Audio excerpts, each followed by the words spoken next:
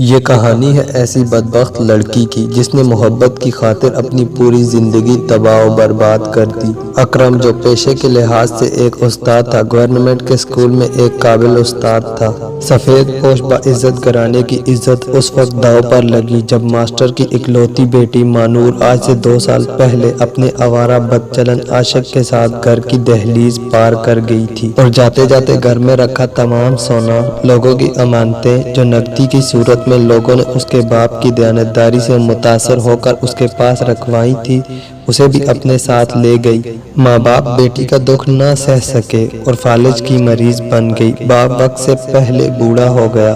اس کا صرف ایک بھائی تھا جو پہلے لوگوں کے سامنے سینہ تان کر چلتا تھا، مگر اب بہن کی اس حرکت سے شرمندگی سے نظر اور سر جھکا کے چلنا محال تھا۔